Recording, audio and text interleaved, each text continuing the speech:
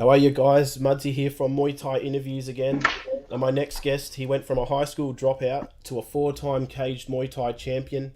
He's won multiple belts as a Queensland champion, two-time WKBF South Pacific champion. He's an Australian champion and Siam Pro International champ.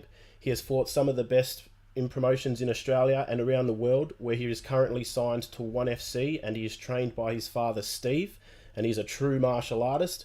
I'm joined by Elliot, the Dragon Compton. How are you, buddy? I'm good, thanks, pal. Thanks for having me here, man. Nah, man. Thanks for having a chat. Always excited when someone agrees to talk with me. I don't know why they would, but I am excited. For sure, man. I'm glad to be here, bro. Glad to have you, mate. So, how old were you when you left school, and what did you do for work? I was 15 when I first left school.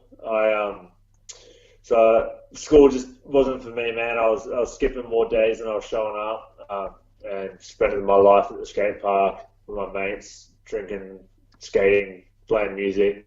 So I sat down with my parents and we came up with the idea that it was best that rather than waste another 2 years of doing half a job at school, that I left early and pursued something that I was passionate in. So the deal originally was I was supposed to finish grade 10, but I never made it that far, and I dropped out early. But I enrolled in a college that was audio engineering, so learning to be a music producer or work with live sound and all that sort of thing, music related. So that's what I was doing part-time, but the deal was I had to pay my own rent and I had to pay my way for my course. So I was working in a printing company, and I was also working making coffee on the side of that. So essentially I was studying and working two jobs.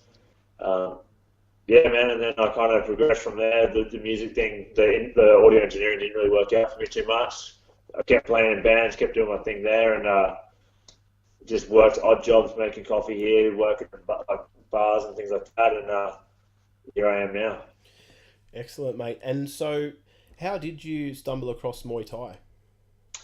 I started training when I was a kid, so my old man's my coach, as you said. So I think the first time I ever stepped in a gym was when I was 4 years old. And I've just loved it ever since, man. Growing up, I was obsessed with martial arts. I was obsessed with Bruce Lee and training. And, it's what I lived for, man, and still do to this day. Awesome, brother. Awesome. And, mate, you are currently signed to 1FC. Is that like an exclusive deal, or are you able to fight on other shows? No, so I signed a 6-fight exclusive contract over 27 months with them. Whichever one comes first, whether it's 27 months or the six fights. So as it stands right now, I can't fight outside of the promotion. But to be honest with you, man, I'm stoked with that. I don't want to fight outside the promotion. They put on such a good show and they look after me so well that I'd be happy to fight with them for the rest of my life. Yeah, nice, mate. I've certainly watched a couple of your events in the small gloves and in the in the boxing gloves as well. Last week I actually had a chat with Josh Tonner, another Aussie Muay Thai fighter who's signed to the 1FC. But yeah, I know Josh. Yeah, but for people that didn't listen to that, would you be able to talk about the hydration testing that 1FC have implemented, and do you think other organisations should follow suit? Yeah, for sure. So One Championship are the first in the world to take up this new weigh-in protocol. So they experienced a tragedy a couple of years back, and they looked at the sport and realised that people were just cutting way too much weight and putting their health on the back burner in order to gain an advantage. So they brought in a system now, which means you have to make a certain weight and you also have to pass a hydration test. So let's say, for example, if you're fighting on a Friday night, you got to make weight on the Wednesday afternoon and the Thursday afternoon. So when you make weight, you also have to pass a hydration test. And the way that they do that is you pick in a cup, and they stick a machine in your urine, which is called a refractometer. And basically what it does is it reflects light around your urine, and the speed of which it comes back to the machine at measures how dehydrated you are. So you have to, obviously they have a guideline that like a cutoff with the hydration as well as the weight that you have to make. If you fail on either one of those days, whether it's the Wednesday or the Thursday, you fail weight or you fail hydration, you have to weigh in again on Friday, but you have to pass hydration. They will not let you fight unless you pass hydration.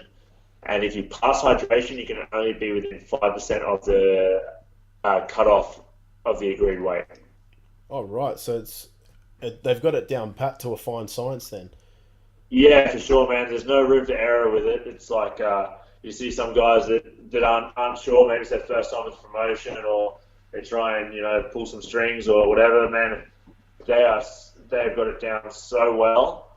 And the thing that I'm really impressed with one championship is the lengths that they go to for athlete safety, man. Like, just the hydration and the weigh-in protocol, that's just the tip of the iceberg on everything that they do for us as athletes to make sure that we're healthy and we're safe, man. At the end of the day, that's got to be priority above anything, If you don't have your health, you ain't got anything, and you definitely don't have a fight career. So that's it's really cool, the lengths that they've gone to on that, and I feel safe fighting with them, man. It's cool.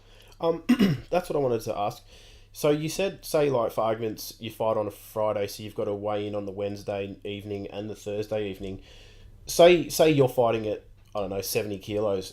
Do you have to weigh 70 kilos on the Wednesday as well as the Thursday? Or can you, like, if you still got a few kilos to lose but you're still hydrated, or you have to weigh... No. You got to be on weight and hydrated for both of those days. Yeah. But once you make that, once you pass hydration and weight on the 2 days, on the two weigh-ins, then you don't have to weigh in again until after the fight, where they check your weight just to make sure that everything's okay. Yeah, right, okay. So what do you... So they're doing it so people can obviously not cut ridiculous amounts of weight and sort of fight closer to their natural weight. Yeah. So you fight roughly, I think you fight 72.5, is it? 77.1 I fight at. 77. Yeah. So what do you normally walk around at? I walk around about 77, man. Yeah. When I fought Cosmo, I weighed in, I think it was about 1.7 kilos light from the cutoff, just from fight week. And, I just wanted to cut my food back a little bit to make sure that I was in range. So, man, I walk around 77, 78 at the absolute heaviest between fights, but very rarely. I got a nutritionist that I work very closely with, and my strength conditioning coach as well. So we monitor very closely what I'm doing with my weight. And you see a lot of fighters balloon out. I definitely used to balloon out. These days I don't, man. I just sit steady, man, and I feel like I'm the healthiest that I've ever been because of it. Yeah. Man, don't get me wrong, man. I've done some terrible weight cuts, and I really understand the impact that it has on your health, but also your athletic performance, man. Like, I never realized how much of a hindrance it had on you until I fought for the first time where I didn't have to cut any weight, and man, it's like chalk and cheese. You can't compare the two together. So I'm in love with this new system, man. It's great. It's a stress-free fight week, man. There's no sort of like, oh, am I or aren't I going to make it? I wake up to, man, last time I weighed in, I was having breakfast, a snack, and lunch before weigh-in, and still making weight. It's like, it's the best, man. It's like, it's easy in sport for people to focus so much on a weight cut that they forget that sometimes, man, like, you got to fight the next day. You know what I mean? So they're like, they're cutting out on all this food, and they're not fueling their body, and they're like breaking themselves down. Man, you can't recover that quick in 24 hours. Like, and trust me, I've been there and I've done it for sure. But like, you can't recover in 24 hours enough to come back and put in your best performance against some of the best athletes in the world. It's just not going to happen. Whereas now, man, I just think about fueling up all week. I don't think about like depleting myself to a point where I can barely stand up. I'm like fueling myself and living a good, healthy lifestyle in fight week, man, as you should be before the biggest fight of your life. Yeah. And you bang on, because a while ago I actually had a chat with Carnage, and I asked him about what he thought about weight cut, and at the time a young female fighter had died over in WA from weight cutting, and he hit the nail on the head where, like, a lot of people these days, they're too focused on trying to cut weight rather than trying to hone in their skills. So instead of, they've got like a month, or they do a 6-week fighting camp, they might, for the last 2-3 weeks, instead of trying to sharpen their tools, they're more focused on, they've got to cut this weight and they've got to get down to this weight. For sure, man. And what happened in Perth is tragic, and like, it shouldn't happen in this sport, man. It's not what it's about. And it's like, if you really want to get the best advantages you can, put in the work in the gym. Yeah. If you get in there and your skill set's as sharp as it can ever be, then that's the best advantage you can have. And having a clear mind and sound body, man, like, there's no better advantage than that. So, and I think the problem for a lot, like, I think it's getting better now, to be fair, but for a long time, it's like people would hear these stories where people would elaborate and they would think that that's real. You know what I mean? You hear guys going, "Oh man, I cut 10 kilos in the sauna in one day." Man, like, even if you did, that's stupid. But Yeah. I find it hard to believe that you did, to be honest with you, because, like I said, man, I've been in the sport a long time. I've seen some good weight cuts, I've seen some terrible weight cuts. So I think people listen to that and they go, "Oh, yeah, that's cool, man. This guy cut 10 kilos in one day. So if I cut 6 kilos in half a day, well, I'm going to be good." Yeah. And I think the knock-on effect of that, there's nothing scientific about what these people are doing. It's like they're basing it on what they read on the internet, or like, the term in the industry, bro science, where it's like two guys at the gym talking to each other, man. It's not real, you know what I mean? So these guys have no idea what they're doing.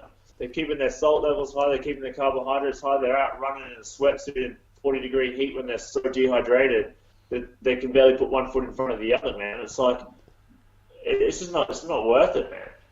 No, it's not, mate, and you're definitely right there. But one thing I wanted to ask you, in relation to ONE FC, I watched that fight where you fought Cosmo, and mate, that ring looked absolutely massive. Was it? It's got to be bigger than a normal ring that other organisations use. Yeah, for sure, man. It's definitely bigger. I'm not sure of the exact dimensions, but yeah, it's definitely bigger. There's no doubt about it. I kind of liked it personally. Yeah. I think it plays well to my game. But then also I do like, I remember when I fought on CMT 1, and it was quite a small cage, man. It was like you were right at the end of each other's gloves the whole time, so it was made for action. But yeah. Definitely, mate. And one thing I'm keen to have a chat with you about is you've started your own gym called Team Compton up in Queensland.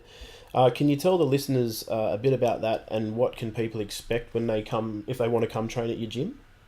Yeah, for sure, man. So our goal is to bring martial arts to everyone. So we cover a whole range of different types of martial arts, from obviously Muay Thai, kickboxing, boxing, Brazilian Jiu-Jitsu, Filipino martial arts, Taekwondo, gi, no gi. And we do so much. So the idea for us is we want to provide a service that appeals to elite level athletes and also first-time beginners, but also people that may never want to fight, but they just want to learn. Like, for example, at one point we're going to have Ben 10 training in the gym, who's a top 10 ranked UFC fighter alongside stay-at-home mums. So the idea for us is, it's like, a lot of gyms you go in, sometimes there's like a pecking order, and it's like these guys at the top don't talk to the guys at the bottom, and it's like, man, for us, we just want to make sure that everyone's on the same level and they're all just pursuing their passion for martial arts and learning and growing and getting better, both in the gym and outside of the gym in day-to-day life, because they've got a clearer mind and a happier soul, and they're just doing their thing. So that's the main thing that we try to achieve at our gym, and I think we're doing right with it, man. I think that it's succeeding.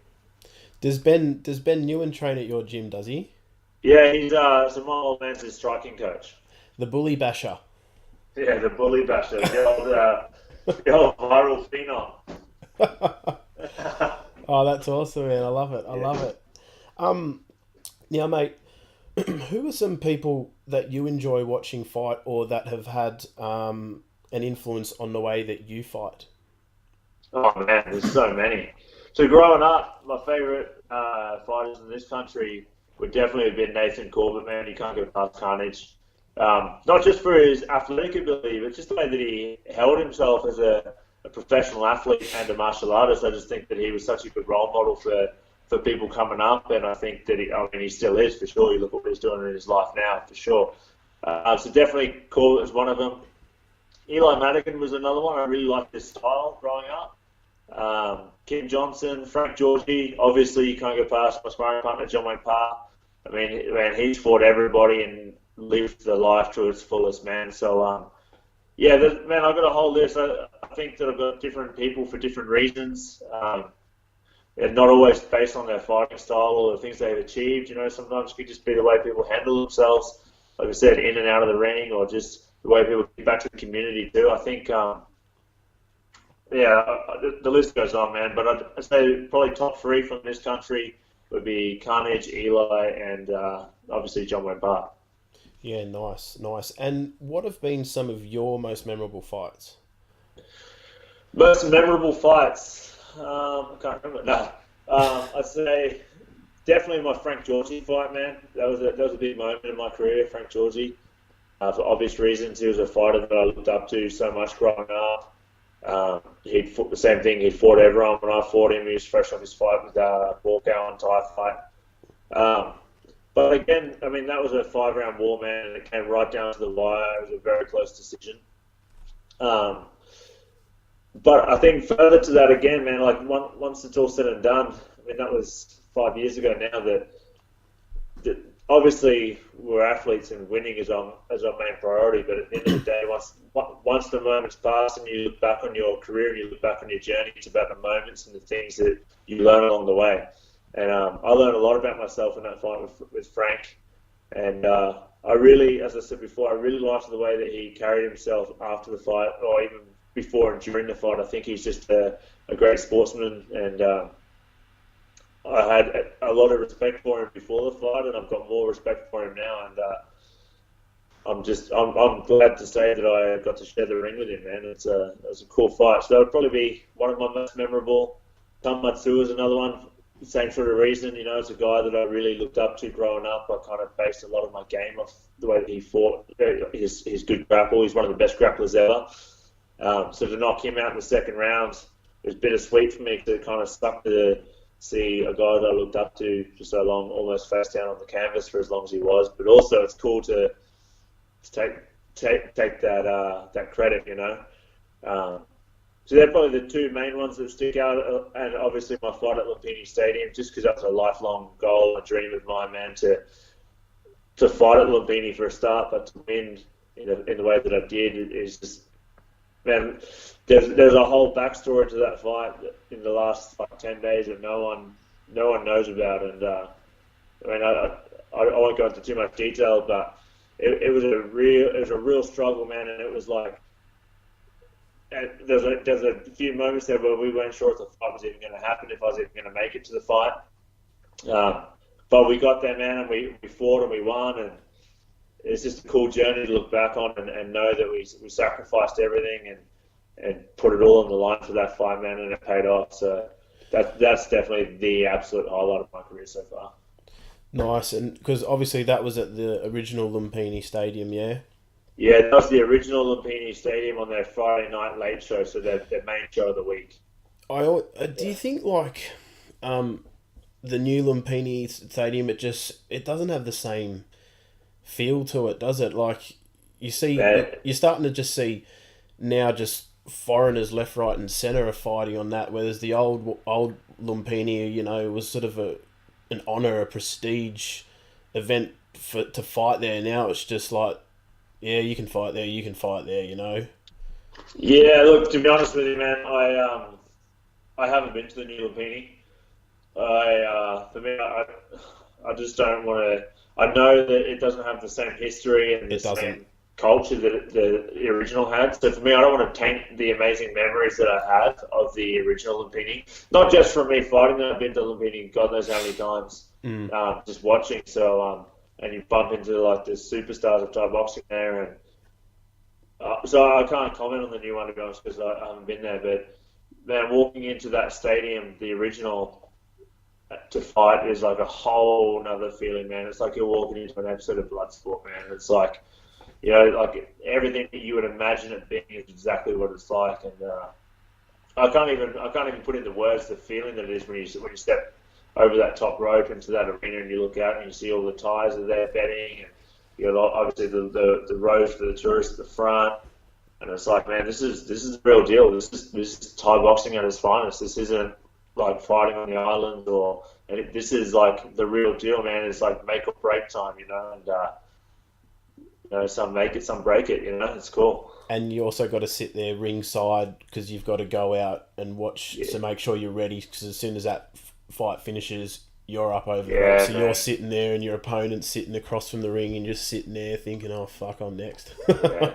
And then the Westerner that fought before you gets knocked out. And you're like, by some superstar tie, and you're like, man. And then when I fought that night, so my trainer at the time, Nung, who is the son of Ajahn Abhidej Siddharun, who's Thai boxer of the century. Yeah. In the lead up to the fight, we were talking about the matchup, and he's saying, this guy is it's a good 50-50 match. It's very even. He's relatively new to the Lumpini stage, so I mean, it'll be a very tough fight. But I think it's a fight that you could win if you have a good night. If you have a bad night, you're going to have a very bad night. But if you have a good night, there's a chance you could win. So I'm like, man, this is the perfect fight. I don't want an easy fight. I want a hard fight. Yeah. That like maybe it's 70-30, 60-40 to the other guy. So anyway, I get in the fight, and I obviously didn't know this till afterwards, but the trainer turns to my old man and goes, Papa, this is a different guy. This guy's much better than the guy that I thought he was. Yeah, man. And obviously they didn't tell me till after the fight, but man, I got it done, so that's all that matters. Tricky ties, eh? Yeah, man. No, dude, it's happened to me a few times, man. I love it, but man, the harder the fight, the happier I am, man. That's where I do my best work. Definitely, that's where a lot of people I've talked to, because it brings out the better you, I guess you could say. Yeah, of course, man. You rise to the level of competition sometimes, man. When you're fighting like a guy that's had 250 plus fights, like my first ever pro fight, a guy had over 250 fights. So it's like, what an introduction, man. But like, straight away if you love fighting or if you love winning. There's a big difference there, man. And I think once you've experienced a loss or something like a good hard fight, when you come away, man, and you're lucky to be walking, your eyes closed shut, you're struggling to see, and your head's pounding the next day. If you can't wait to do it again, then this is the sport for you. But if you're second guessing yourself, thinking, I like winning, but I hate feeling like this, well, then this ain't the sport for you. You know what I mean? You love winning, you don't love fighting. There's a big, big difference there, man. Yeah. Awesome. Oh, that was so well said. I love it. Yeah. And what are your thoughts? Or obviously, I know you like it because you've had a few, and you're the cage Muay Thai champion. But do you prefer the punching on in the 4 ounce or the normal like 8 or 10 ounce boxing gloves? I'm neither way on it, to be honest with you, man. I'm happy to throw down in either. I enjoy fighting in the cage in the 4 ounce gloves. Because I feel like it's just something different and it's exciting and people love watching it. It's kind of like a hybrid between, the traditional Thai boxing and the mainstream of MMA these days. It's kind of bringing the two communities together, which I love, man. I know a lot of guys in the MMA scene that wouldn't normally tune in to watch Thai boxing for whatever their reasons, but as soon as they're in 4 ounce gloves and it's in a cage, it's almost like people relate to it more. It's a strange thing because it's like, 10 years ago, if you told somebody you did MMA, they'd be like, is that like kickboxing? Whereas now, if you're like, I do Thai boxing, they're like, so are you a UFC fighter? You know what I mean? It's like, it's such a different, the way that MMA has really grown into this mainstream sport. But like I said, man, I'm happy to fight it. I love the traditional side of Thai boxing. I love the history. I love the Waipu. I love the Mongkong. I love everything that goes along with it. But I also love the tenacity of fighting in a cage and the difference in the 4 ounce gloves. It really suits my game. I've sparred in 4 ounce gloves my whole life, man. Sparring with MMA guys and things I've done in my life. So, man, I'm happy to do whatever, bro. You just throw it at me and I'll make a show of it. I don't doubt that for a second.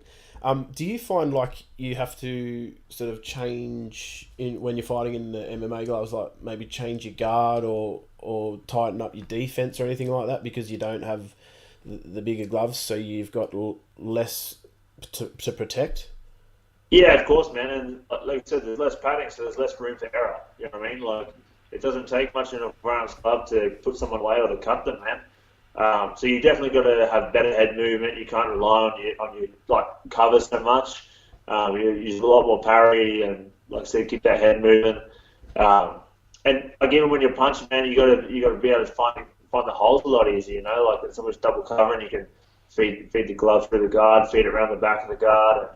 And, man, it's not necessarily harder or softer, but it's a different feeling when you get hit with those 4-ounce gloves, man. And you got to, the thing for me, whether I'm in 10-ounce gloves or MMA gloves, it makes no difference. But you really notice it more in the MMA gloves, like the accuracy, man, and like that snap at the end of the punch, man. That's the difference between a knockout and a headache. You know what I mean? And man, I want that knockout. You know what I mean? Always looking for the finish, aren't you? Yeah. Now, from watching one of your interviews, you said that when you're in a fight camp, you train 3 times a day. So, would you be on a typical fight camp? Would you be able to take us through a typical day for you? Yeah, for sure, man. So normally I wake up. I work at the gym too, so I'll go into the gym early. I'll do my early morning clients. Normally I'll start maybe with a run. My last camp I actually didn't run. I experimented. I didn't run for the first time my whole fight career. And I got to tell you, man, I felt way better for it. It was something that my new strength conditioning coach implemented. And at first I wasn't open to it, but I trusted his advice, and that's what we did, and I felt better for it. So normally I start, like my first session of the day would be a pad technique session. Normally like early-ish morning, somewhere around the 7 or 8 o'clock mark. Midday might be strength and conditioning or some sparring, something like that. And the afternoon will be, depending on what I've done that day, will be a hard flog session on the pads, you know, really get that wind going, or it'll just be sparring again, or maybe some like technique, footwork work, that sort of thing. Basically we have a structured program that we follow, but we also kind of just listen to my body a little bit these days, man. And like I said, I've been doing this a long time.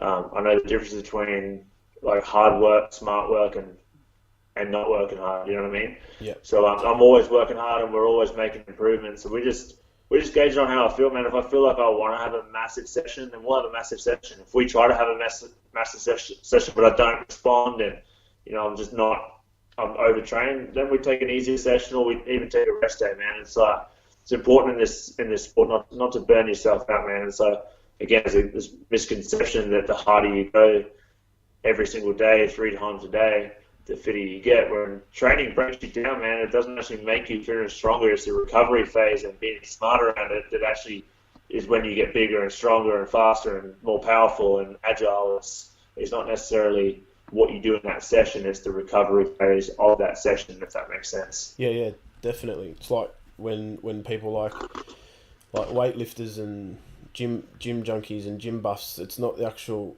lifting weights that'll make you grow, it's when you're eating and sleeping and recovering. Of course, man. My nutritionist always says to me it's a tripod, man. You've got one leg's training, one leg's nutrition, and the third leg is your sleep. You take one of those legs out, the whole thing falls over, man. So I'm pretty conscious of that, especially during fight camp, making sure that I'm getting enough sleep. My nutrition, man, I don't miss a beat, particularly in fight camp, man. I follow what my nutritionist Dan Garner, who's based in Canada, we speak every day, man, during fight camp. Whatever he says goes, man. I do not falter on that whatsoever because I trust him through and through, man. So if he tells me to do something and by this date I'll be this weight and this hydration, then I trust him, man, and I follow it. That's what he's there for. That's why I get him in rather than kind of guess my way through it and hope for the best. You know, it's like, man, that's your department. My department is I show up on fight night and I put on a hell of a fight. I show up to training and I put in the hard work. It's up to my coaching staff. That's their job to make sure that they put the steps in place for me to follow. And then on fight night, man, it all comes together. Yeah, and I wanted to ask you. You said this or your last training camp, you cut out running. Yeah. So did you supplement that for something else? Yeah, I guess indirectly. Like obviously, like my strength and conditioning coach, we do like a fair bit of work there. We didn't supplement it necessarily directly with any other form of like cycling or swimming or anything like that. We work through our phases of training, man. So we have like strength blocks, we have endurance blocks, explosive power blocks, a lactic threshold, all that sort of stuff. So like we were doing things in the gym, like working hard on the aerodynes and into sprint rounds on the pads, and then like all mixed in with my strength and like explosive power stuff at the same time. My strength and conditioning coach is he's got degrees in human movement, exercise physiology. He's got like all these different strength and conditioning certifications. He's worked with powerlifters. He's worked with sprinters. He's like one of the most knowledgeable guys that I know. So he basically puts this program together. We peak my strength, we peak my cardio, all at the right time, man. And along with everything that I do, obviously with my father, my coach at my gym, Team Compton, in terms of obviously the technique and putting in the hard pad rounds, all my sparring partners, John Wayne Pard, James Klinger, Matt Seaton, Dan Higgins, Aaron Blackie, Damian Brown, all the guys that put in work for me, man. Like we're all in tune with each other. It's like this big machine that just like he says this and he says that. No one goes, yeah, but I'm doing this and yeah, I'm doing that. It's like, okay, cool. We all work together, man. And like I said, on fight night, it really does just come together, man. It's a cool feeling. Did you say Damian Brown, another UFC fighter? Yeah, so he's one of my main sparring partners also. Mate, he's a hard bastard, isn't he? The way he fights, never a boring fight with him. No way, man. It's man, always like when I corner him and we get back to the dressing room or the hospital, whichever one we end up at, and say, man, how many more fights are you gonna have like this? So he looks at me and he goes, "Oh, you do the same, bro." I'm like, yeah, I've had some pretty wild fights too, I guess, but I don't know, man. It just seems like it's every single time he does it. You know what I mean? So, yeah. And another thing I wanted to pick your brains about in regards to training. You've like trained in many places. You've been to Thailand. You've trained there. You've fought there. Do you think, like for you personally, because I know everyone's different, but did you think it was sustainable training twice a day, 2 to 3 hours each session, 6 days a week? I don't know, man. I think it depends on what you're used to. You know what I mean? I guess if you've grown up in Thailand in Thai boxing and you've trained, that's what you've done your whole life, then I guess it makes sense. But I think for your typical, like, if you're an Australian heading over there and you're used to maybe going for a run in the morning, say you work a normal job and then you train at night, then you go to Thailand, all of a sudden you're training like 3 hours in the morning, 3 hours at night, and that heat, at that sort of intensity, it is easy to burn out, man. You can't maintain that for a long time. You know, you can do it for a fight game, no problems. You know, you'll be burnt out, but I mean, I've done training camps in Thailand before where I've come back exhausted, man. And sometimes it's actually been detrimental to my fight. You know, by the time fight night rolls around, I'm just done in, man. I had a weight cut into that too, and it's like, man, I've just got no energy left to give. I've given it all in training camp. It's like, my strength and conditioning coach is really saying, he says it's about stimulating, not annihilating, man. You know, it's like you got to build that up. You got to peak it, man. You can't break it down and hope that you bounce back in like a week of taper. It's not always that simple, especially when you don't have the nutrition on board to do so. You know, but I guess, man, every fighter is different. Every fighter finds their way of things, and you know they get influenced by people early on in their career, and you know, they take 10% from one guy, 10% from somebody else, and so on until eventually they've got 100% of their own thing that they do and that works for them. And I think that's the beauty of the fight game and the beauty of martial arts. It's like Bruce Lee always used to say, absorb what is useful and reject what is useless, and add what is uniquely your own. So I think if you can go to Thailand, if you find that, you know what, 3 hours is too much, but an hour is not quite enough, then let's do a 2-hour session. You know, like just build it as you go. Man, one day you might be able to smash out a 4-hour session. Next day you might be able to do an hour. It's not necessarily how much you can do, it's how much you can recover from. And I think if you can keep that in mind, you'll find your way with it. Yeah, and I suppose that's well put, because I suppose, I mean, if you're not doing that in the first place, well, you're going to find it hard when you go over there and you're jumping straight into that. You know, that's a recipe to get burnt out, really, isn't it? Yeah, for sure, man. Easy done, man. You see it all the time, and that's why a lot of people get injured, because it's like they're not taking the necessary recovery steps, man. It's like it's almost got to be a 50-50 game on that. On the work you put in, you've got to recover from that. Otherwise, like we said before, you're just grinding your body down. You're giving yourself a chance to rebuild and repair and get the gains from the sessions that you're putting in. You know, it's like, yeah. I've had both ends. Yeah, I've had many of those times, like where you're in Thailand and you're training twice a day, and and one thing I know when my body is telling me I'm not used to it or it's too much is when like you're physically and mentally exhausted and your body's aching and it's good, but you can't go to sleep. Yeah, that's the first sign of overtraining, 100%. And headaches, lethargy, like being grumpy, depression, things like that, man. They're all signs of overtraining. Like no sleep's a big one, man. And like we've all been there, dude. Don't get me wrong.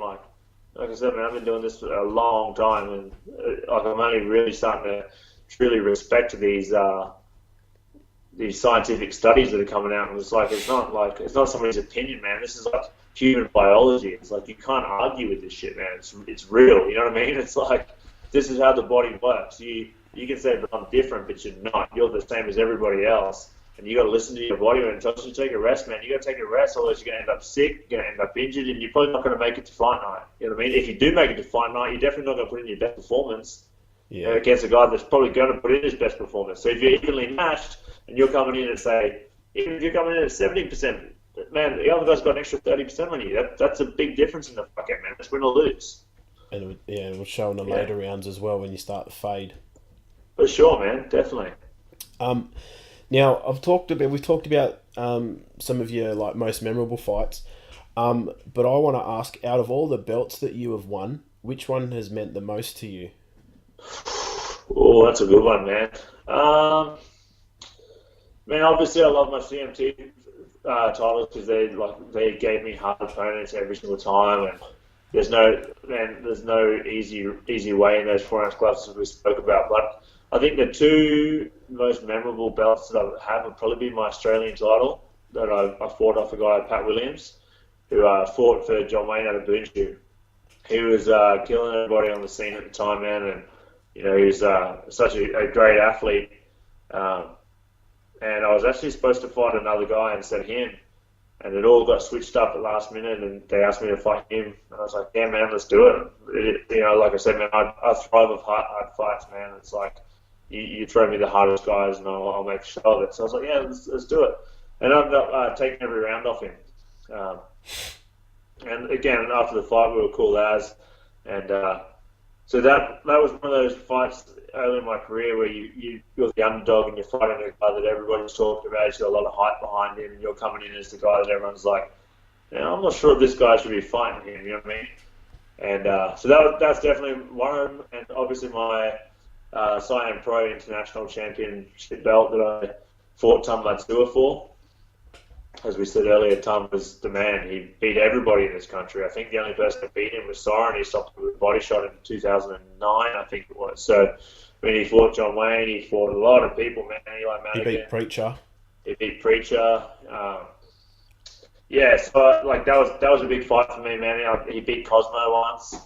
So to win that belt against him, and again in the fashion that I did, was a real highlight, man. And again, there were people that were saying that there was going to be too much for me, and it's going to be this, it's going to be that, which I never understood. I don't understand. It's like, there's too much for me. Then I'll go back to the gym on Monday and I'll get better, and hopefully we'll do it again. It's not, it's not life or death, man. I'm not defending the Shaolin Temple. You know what I mean? I'm just trying to get better and trying to like just better myself and learn along the way and have this story to tell after. That's what it's about, man. It's So yeah, that'd be my two most memorable belts. And any losses that you wish to avenge or would hope to have a rematch in the future? I don't know, man. To be honest with you, I don't live in the past, man. It is what it is. I lost that fight for a reason at the time. If I lost it, I think it's easy to beat yourself up over something, but I think it's also like super important to look at the reasons why and find a positive from why you lost a fight. So, I mean, I don't know, man. I'd like to fight Kim Johnson again, maybe down the track. I don't even know if he's still active, to be honest with you, man. I think he might have retired not long after we fought 2013. Yeah. And that's not me being disrespectful to Kim. Man, we had a great fight. I thought I won. He thought I won. It is what it is. Man, we've all grown up and moved on. There's never bad blood. Like, we were super cool after the fight. We went and had a beer together. It's what it should be like. But I just think it's a cool fight. Like, he's super technical, I'm super technical, and we're both super tough. And we put on a good fight for the fans to sit there and watch. I guess that one, man, like maybe Frank Georgie again. I don't know, man. I'm not sure. I'm not even sure who's doing what these days, man. People are at different weights. I mean, I had a great fight with Toby Smith. Maybe one day we might run that one back. I mean, I think Toby's the man. I think he's like one of, if not the best fighters to come out of this country, full stop, man. And that's across every area of combat sports. So, man, that'd be a cool fight too. Again, that's not me calling anybody out. This is me talking out loud about what I think would be great matchups, man. Like I said, I've got so much respect for Toby and the things that he's done in this sport. And I don't know, man. Like I said, I don't really live in the past of, I've got to get this win back or I've got to get that win back. You know, it's like this guy could beat this guy, but then you beat that guy. Man, it doesn't mean anything at the end of the day. Like obviously, you want to win at every fight and you want to have a great record, but the more that you learn in this journey, the more you realize, man, like people remember the fights, they don't necessarily remember the results. You know, like I've had fights against guys that, you know, like I fought a guy from Portugal, Bruno Cavallo, in 2014. He broke my eye socket in 2 places in the first round and snapped clean in half and a piece of bone chipped off. It was kind of like almost poking out the skin right over a nerve. And I had the worst pins and needles, like not even pins and needles, it was like somebody poured acid on the side of my face, man. And he cut me 2 cuts under the same eye, one through the eyebrow on the same side and a massive cut on the other side. He crashed my sternum in round 3. I fought a 5-round fight, went the distance with it. Obviously, I dropped the decision. It's like there's no mistaking who won that fight. But it's like at the time I was like, man, I can't believe I lost her. But now people are talking about, man, how wild was that fight? These 2 dudes were covered in blood, and in the last round we both stood there toe to toe. I could barely hold my hand against my face because it hurt too much. But we stood there toe to toe trying to knock each other out, even still in the last 30 seconds. That's what people remember in this sport, man. Like, and don't get me wrong, like I'm as competitive as the next guy. I want to win every single fight, and I'm gutted when I lose.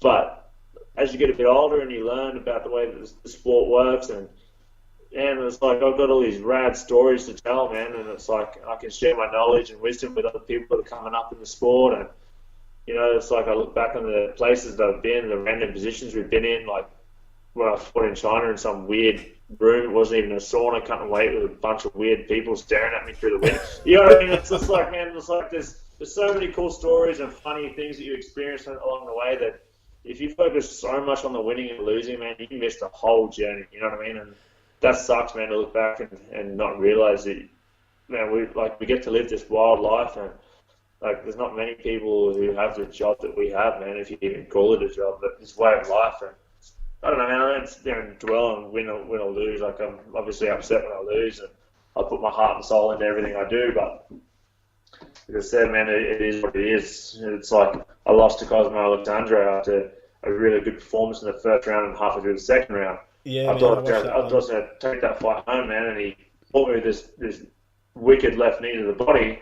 Man, 20 minutes later, we're outside watching the rest of the fights having a beer together. Like, that's priceless, man. You know, it's like, and now we're mates. We talk on social media all the time, and we'll catch up and train together one day. And I don't know, man. I just love this journey, and I love the lifestyle that I live. And man, like I said, losing sucks, but it's not the be all and end all. Sometimes you got to look at the big picture. Yeah, man, and that's why I love having chats, because it's not always about, or obviously it is about Muay Thai, but I love good stories. Yeah, of course, man. Yeah. So, yeah, man, we could sit here for hours and keep yarning. Yeah. But I also know that John Wayne Parr, he's one of your sparring partners. So who else do you spar with, and do you sort of have to travel far to get your sparring in when you're in a fight camp? Yeah, a bit of both, man.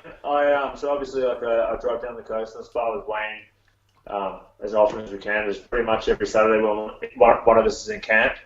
So that's about an hour and a half drive from where I live, which is nice on a Saturday morning.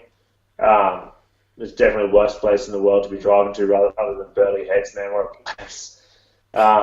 So that's a cool thing. I'm pretty lucky in the sense that a lot of people tend to come to me during fight camp, and I go to them in their fight camps. You know, it's like a good mutual agreement. People know that when you're in fight camp, the last thing you want to be doing is sitting in a car. Yeah. But having said that, man, I think other than driving down to spar with John Wayne at Burley, the furthest I drive would be Redcliffe, which is it's only about half an hour, 40 minutes from the gym, or 20 minutes from where I live. it's not too bad, man. I'm pretty lucky. Sometimes I drive down to Byron Bay and spar with Brenton Montford, and I've been there with Brad Dell's been there before. And I don't know, man. Like I said, I'm pretty lucky. Most people come to me when I need them. But I'm happy to go as far as I need to, man. Obviously, I'll go to Thailand to spar. I'll go wherever I need to go, man. If it's what I need to do, then that's what I need to do. Cool, mate. Cool. Now, I do have a question for you. Yeah. Being trained by your father, you both know each other inside and out, and you both probably know each other better than you know yourselves.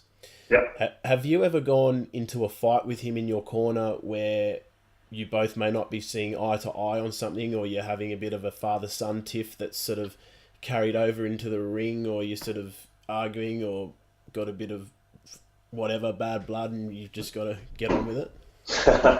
That's a good one, man. No one ever asked that side of the question, you know. Man, I'm gonna be honest. Like, never beforehand. I think we're pretty good with that. We don't really clash over too much. I think we're both super easygoing, man, and we both understand each other's role outside of father and son. Is like fighter and coach is a different relationship to father and son. We're pretty good at switching it on and off where we need to. I do remember things like when I fought for that Australian title I was telling you about before.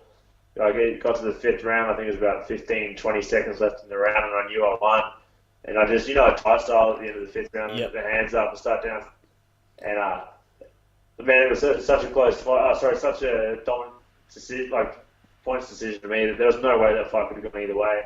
And I remember looking back at the video afterwards, and he hates it. He doesn't like showboating, and he's a through and through martial artist, man. Like, there's no showbiz in it at all. It's like you're humble from start to finish, win, lose, which is cool, man. That's how I was raised by both my parents, my mum and my dad, and my sister was raised the same way. But it was almost like I just had this, got overrun with emotions, like my first real big win.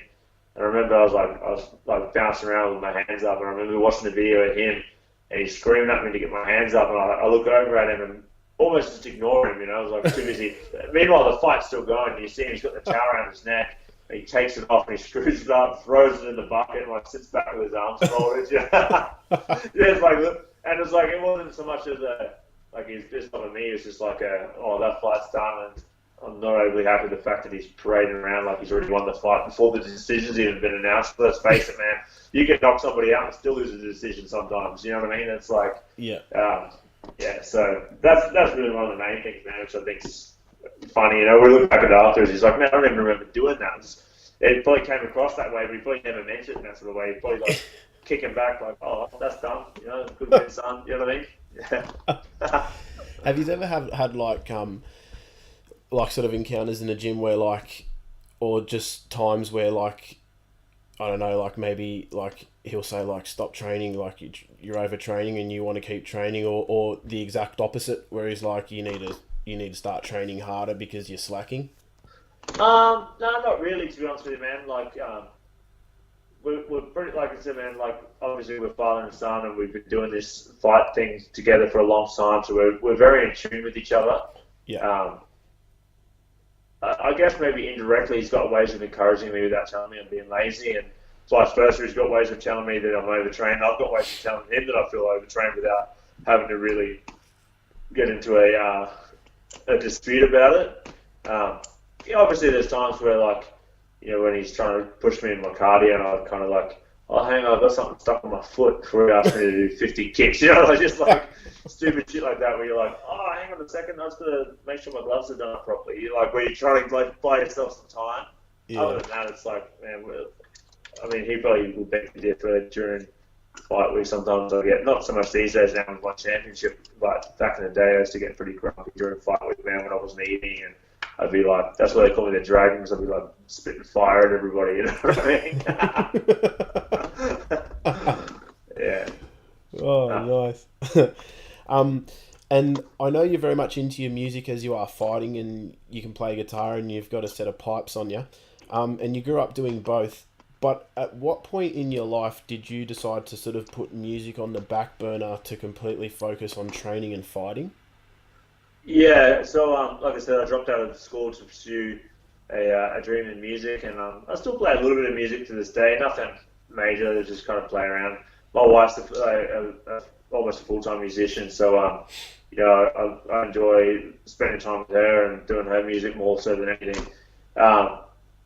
But yeah, I got to a point where I was living this lifestyle where I was playing in bands and I was out drinking and partying every night, living that rock star lifestyle, working a job that I absolutely hated, man, in this call center that just made me so miserable.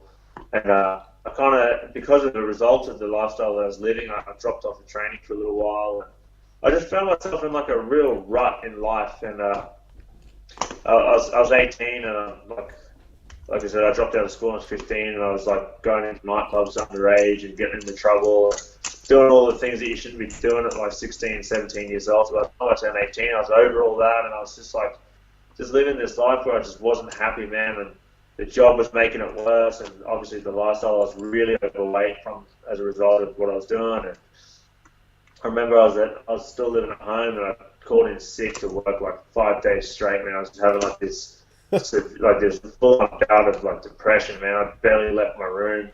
I remember my old man like pretty much kicked the door down one day and he says to me like, "What are you doing, man? Like, this is not who you are. This is not the life that you're meant to be living. Like, get your shit together." You know what I mean? And I was like, you know what? You're right. So that day is the day that I enrolled in the Australian Institute of Fitness to get my personal training licenses. And that afternoon, man, I got back in the gym and I continued working that shitty job that I hated just so I could pay my way through my personal training school and get my certificates. And then that was kind of the turning point, man. It was like I had to kind of hit rock bottom and realize that wasn't the life that I wanted to be living. And I stopped playing in the bands that I was playing in just because I just wasn't enjoying it anymore, and kind of just reset my life. And then I kind of went back to music after that. And like I said, I still play music now, and that's kind of what really kind of set me on my way. It was like almost hitting rock bottom first to realize. Sometimes you don't realize what you had until it's gone. When I didn't have it, and I was only young, man. I'm lucky that I had someone that was looking out for me, because what a lot of my friends didn't, man. And they didn't end up in good places if they ended up anywhere. Yeah. Anywhere but the dirt. So it's like, for me, I was lucky to have someone that was watching over me and helped me pull myself out of where I was at. And that was the turning point, man. It's rock bottom. So, and here I am now, man, I've got the life that people dream of, man. It's cool. Yeah, I envy it anyway. Thanks, man. I'll tell you what, I'm working a job that I hate. I just do it to pay the bills. Yeah, right. Yeah. But yeah, this interview, mate. These interviews that's what I enjoy doing. So that sort of gives me something to look forward to at the end of the day and writing up stuff and. For sure, man. That's what it's about, bro. It's like it's easy to fall into the trap of thinking that to be involved in, you know, the fight game or martial arts, that you have to be this superstar athlete or you have to fight, or, man, it's like there's so many levels to this game that make it what it is. And, you know, like people like myself that compete at a high level, like, people want to hear our story, and it's like, unless we have people like you that dedicate their time and energy to doing a podcast like this or TV interviews and things like that, then people don't get to hear the story. So they could be in the same position that I was in when I was younger and not realize that, man, there is a way out of things, or, you know, they don't understand about certain things in the fight game, or they just want to learn and grow. It's things like this to help people get to that next level, man. So don't sell yourself short on it, man. Keep doing it. It's cool. I love it. Oh, cheers, man. I gotta give a shout out to my supervisor. He loves fighting, like loves MMA and Muay Thai and all that. So he sort of gives me a little bit of time when I'm not working to sort of work on it. So shout out to you, mate. For sure, man. And now I know one of your superstitions is if you lose a fight, you will never play the same walkout song again. Yep. Do you have any other superstitions on fight day or before fight day apart from that? I've got to be honest, my superstition on that has changed. Has it? Yeah, so it's like, so now I'm like, it's not necessarily if I lose the fight, it's if I have a bad performance. Like I said, man, it's like, it is what it is sometimes. Sometimes things, like, everything can be going your way. You have the best fight camp, the best prep on fight night, the best first round, the best second round, the best third round, the fourth. It is what it is, right? So now I base that on my performance. So if I feel like I have a terrible performance, then I change because I feel like I need to try and reinvent myself. So part of that is my walkout, and like I said, I'm big on music. It's a big part of my life. So for most people, they probably don't even hear what music's playing when they walk out. But for me, it's a big part of my process in order to get ready for a fight. And that moment just before I walk out and the music's playing is a big part of it. So if I have a bad performance, that's when I'll change my music, and I feel like that kind of helps me reinvent myself. I reinvent my skills and my mindset and things like that. Other than that, like the real only superstition that I've got, which is not even a superstition, is actually like, I guess it is, but it started as a joke, and now I'm like, yeah, but what if? Is I have to wear Calvin Klein underwear when I fight. It's like this thing. It's like I was looking back at pictures after I'd had 5 or 6 fights, and I was like, this, like when your shorts start to kind of fall down in the later rounds when they're full of sweat and water and whatever else. Yeah. It's like, oh man, I should get sponsored by Calvin Klein. I'm like wearing Calvin Klein in every fight that I've got. And then I was like, that's a thing now. Now that I've noticed that, I can't ignore it. Yeah. Yeah, so it's like, even to the point where I got married in Calvin Klein underwear, man. It's like this, I just can't go back on it now. I'm like, nah, it'll be okay, no problems. And then, I'll be like, nah, you know what, this is the fight. I'm not going to do it this time. I'll just wear normal underwear. I'll just wear, I'm ambassador for the brand Lululemon, right? And they make these unbelievable underwear, man. It's the best, it's like the most comfortable thing to train in, right? It's breathable with it. And I'm like, this is what I've done my whole fight camp in, because I've got about 150 pairs. I'm gonna wear these, right? And then just before I'm getting ready to walk out the door to go to the fight, I'm like, nah, I can't do this. I've got to change. I changed at the last minute. It was the most ridiculous thing, and I don't even believe in it. But then, my subconscious does, and I can't help it. Yeah, it's funny that you said that, because my mates laugh at me, right? Because they all wear like the briefs, so the ones that they look like mini bike pants. The ones that everyone wears. Yeah. But when I'm training and like just in general, I just enjoy just the simple budgie smugglers. Yeah. And they all laugh at me, and they're like, "Oh, why would you wear them?" I'm like, "Yeah, but I find it more comfortable, because when you're running and kicking and stuff, like if I wear those briefs, it's like I get a wedgie all the time." Yeah, you're just reducing the chafe factor. That's all it is. Yeah. They shouldn't judge you for that. This is 2018, bro. They shouldn't be judging you. You know what I mean? Like, let a man do what he wants to do, bro. That's what I tell. If it's comfortable, then I don't care. Exactly, man. And who are you to judge? I'm going to tell them that. Now, I had a little segment where I put up a post, and you also helped me out to give the fans, to try and get the fans involved, and to see if they wanted to ask you any questions. Yeah. So I got one, and you got a couple of questions. So I'm going to ask them, and I'll pick a winner, and the winner will get a Toby the Weaponsmith fight shirt from me, which we'll post out. Cool. One of the questions was, you fought on some of the best promotions in Australia and around the world. What is your favourite promotion to fight on? I think I know this answer. Yeah, okay. This is going to sound super biased because they're my boss at the moment, but definitely won championship, and they are right from every area of the game. They're the best promotion that I've ever worked with, from the promotional standpoint, from the way that they engage the fans, engage the media, and everything else. The way that they do their matchmaking is top notch, and like I said, the way that they look after their athletes, man, is something that really hits home with me, and they're definitely my favourite. I guess outside of that, I'd probably say back in the Evolution days, man, that was my other favourite promotion to fight on. Josh and Nugget, again, looked after the fighters and put on a great show, and it was always fighters first rather than business first, which was a healthy change, I think. Yeah, nice. Another question which has been asked to you, I think it was off Instagram, is who is the greatest K1 fighter, Masato, Andy Sauer, or Blochow? Oh, that's a tough one, man. I'm going to go with Andy Sauer. Yeah. Just for, I don't know, dude. You can't ask questions like that, man. Come on. It's like, You know what I mean? That's like saying, like, what's your favorite flavor of donut, man? Yeah, look, I'm going to go with Andy Sauer purely for the fact that he was just a little bit different than the other guys. I mean, obviously, Forecast's the man. Andy Sauer now fights in one championship, so maybe that's a possibility down the track. So I'm going to go with Andy Sauer, and yeah, Andy Sauer. I mean, we could, like, that's a question we could sit and debate for hours. I mean, Masato was the man. Sauer, he beat everyone. Buakaw made them change their rule sets because in the early days, he would just clinch everyone and flog them, and then they were like, all right, you can't do that anymore, so we take out the clinching. So, I mean, that could be a question you could open up for a debate, or, you know, you could write a bloody essay on. Yeah, sure. That calls for a separate podcast. And have you ever considered MMA or UFC? Yeah.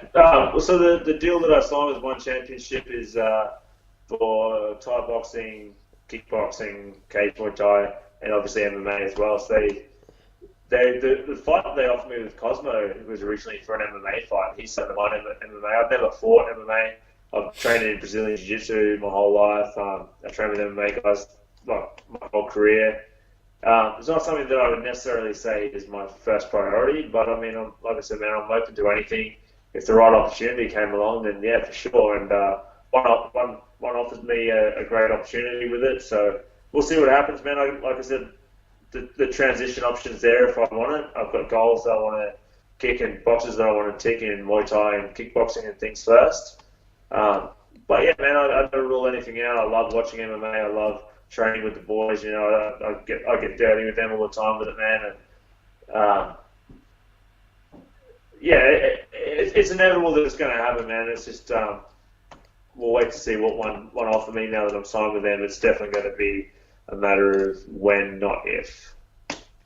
Nice. So you heard it here first, people. Keep an ear out and an eye out.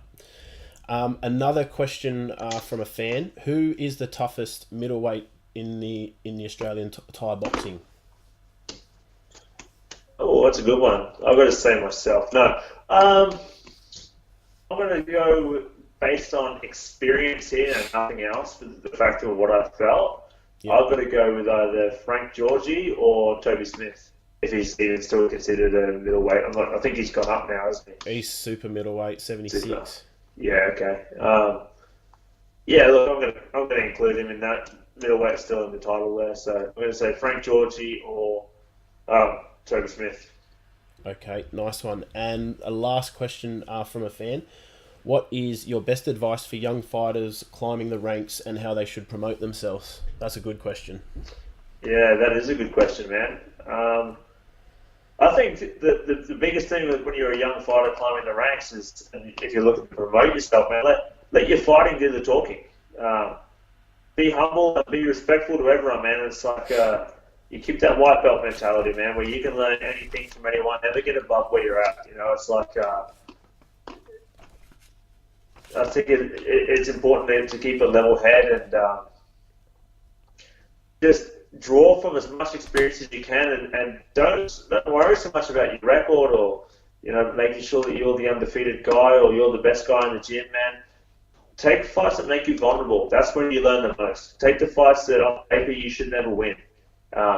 You'll learn more about yourself and about your craft and about your art by fighting the guys that have the experience. And I mean, obviously, don't take a too big a jump. I'm not saying try and fight a John Wayne Parr on your first or second fight, obviously, but man, like, take some risks in your career and learn from the guys that are the best, and keep an open mind and a humble attitude. And I think, like I said, let your fights and your experience do the talking. Don't be talking on the internet, talking trash about people. And it's not the way to do things, man. I know it's a real common thing these days, and it's how people promote themselves. And, you know, I know that self-promotion is a big part of what we do now, and it's very important. But don't let that run away from what it is that you're actually trying to achieve as a martial artist and an athlete. It's important to keep a good level head, good sportsmanship, and just remember, man, no matter how big you get, there's always someone bigger than you that can beat you down, and it's important to remember that as you're coming up, because trust me, man, you will bump into that guy, but it's not a matter of if, it's a matter of when. Yeah. even if he's not the bigger or better guy, sometimes you just don't have the night that you thought you were going to have, and you get caught. Or other than that, I think that the main thing is don't even respond to hate mail or haters on the internet or people saying things. Just, man, let it bounce off you. Like, you're the one that's in there doing the thing, and you're pushing yourself. If people got something negative to say, then their opinion ain't worth shit, man. So don't even take it on board. Just keep it positive and stay motivated on what you're doing, man. It's like my gym's slogan, man. Stay positive, stay motivated. It's like it's the key to success in this game. And forget what people think, man. It's like, just do your thing and enjoy the journey, not the destination. It's like the destination will come if you've got it, and if not, enjoy every moment of what the fight game brings you. Don't focus so much on, I've got to beat this guy, and this guy said this, and I've got to have this, and it is what it is, man. Just train hard, fight hard, and the rest will take care of itself. I promise you that. Yeah, nice, mate. Good answer, and I like that question. So, if maybe later on you can let me know who sent you that question, so I can send them a message and let them know that they've won a shirt, because I like that question. Yeah, cool, man. I'll have to dig up the username. Yep, no problems. Yeah. Now, mate, going forward, what's the plan fight-wise for the rest of the year? Have you got anything lined up with one? We're in talks at the moment. That's all I can say. Okay.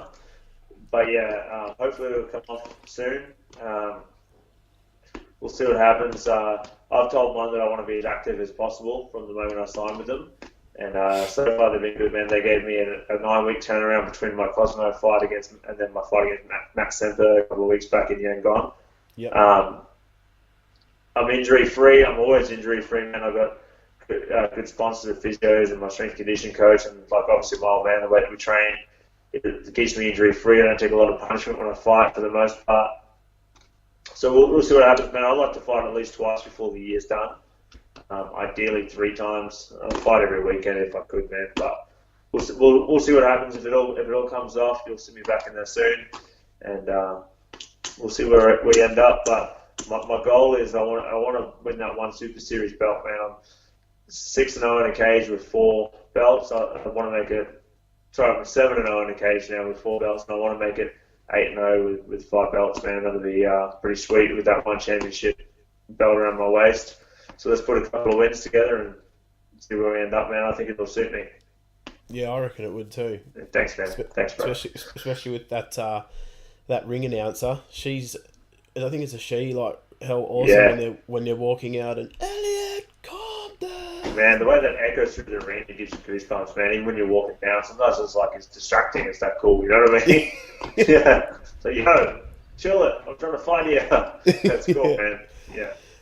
I think used to be the Pride announcer, eh? Yeah, it was. Yeah. And that's sweet. I just get pumped up just from watching it. I could only imagine how you guys are out there feeling. Oh man, it's crazy. It's cool, especially because they get such a big crowd at these events, man. Like when I fought Manila, it was 21,000 people live, and I think Yangon was somewhere between 8 and 10,000, But Yangon is wild, man. The fans, I've never seen anything like it, man. When their hometown boy walked out to fight. So there's like 55 million people that live in Myanmar, and it's something like 1 in 3 people tune in to watch him fight every time he fights. Have you ever gone to any live Lithway fights over there? No, I haven't. I got offered a fight with them years ago, but I turned it down. It's just not something that I particularly want to do in my career just yet. It doesn't really fit into my goals and where I'm trying to take this. Yeah. But I would love to go and watch one live next time I'm there.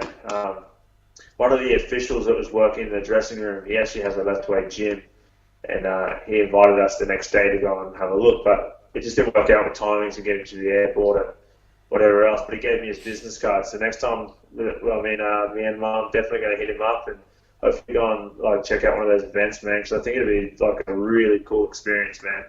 Oh man, just watching it, and they've got the big drums, the do, and they got the flute, but it's not like a beautiful sound like the Thai. It's more like an eerie. This is underground. What the fuck's going on? I don't know where we are. It's just got that real dark feel like something bad's gonna happen. Yeah, for sure. It's pretty wild, man. Yeah. Yeah. Now, mate, if people want to follow you, stay up to date with what's happening fight wise, your training, and also if they want to come and train at Team Compton, Yeah. how can they get a hold of you? So I'm on all channels, social media. Elliot Compton or Elliot CPT. Type it in, then you'll find it's pretty straightforward. If you want to train with us, our website's www.teamcompton.co. But just shoot me a message on Instagram, Facebook, shoot me an email, whatever, man. It's all online. We're based in Brisbane. We're about a kilometre from Suncorp Stadium, so we're pretty central to the city. Yeah, man, like just hit me up and we'll tee something up, man. It's like anyone's welcome from any walk of life. Doesn't matter what sort of skill or fitness level you have. Just come in and hopefully we'll make you better. Excellent, mate. And last but not least, anyone you wish to thank or give a shout out to? Yeah, of course, man. Just a huge shout out to my family. Obviously, my wife, my mum, my dad, my sister, my niece, and everyone else involved. A huge shout out to my team, Team Compton, all my sparring partners, as I mentioned earlier. And a big shout out to my sponsors, man. I couldn't do what I do without sponsors that support me and wholeheartedly believe in me. When you post this up, I'll probably comment on it with my sponsors and tag them in it so you guys can go and follow. And make sure you do, please go and follow them. You don't necessarily have to buy something if you can't afford it or whatever. Just at least follow them and support people that support athletes in this sport, man. It's not easy to get ahead in this game. So the people that help and push and promote and sponsor, like they've really got to be supported, man, because otherwise they're going to stop doing it. So yeah, if you can get on board and just go and like or follow their page, that would mean the world to me, man. It'll be a cool thing. Well, dude, thanks so much for our chat. It's been mad. I've loved it. Keep doing what you're doing, man. And I can't wait to see you fighting again on 1FC. And yeah, make sure you let us know, man, because I'll definitely be tuning in. And thanks for agreeing to have a chat. I've grown up watching you since the Evolution days when I was a lot younger and didn't even really know what Muay Thai was. So it's been great that you've actually let me have a chat with you, man, and pick your brains and have a bit of a yarn. My pleasure, man. Anytime you want to do it again, you just hit me up, man. I'm always down for it. So might have to have another one in a year or so. Yeah, for sure, man. We'll see where we're at. Awesome, dude. Thanks for your Cool. time, Elliot. Thanks again for having me, man. It's been a pleasure. Cheers, bro. Cheers, bro.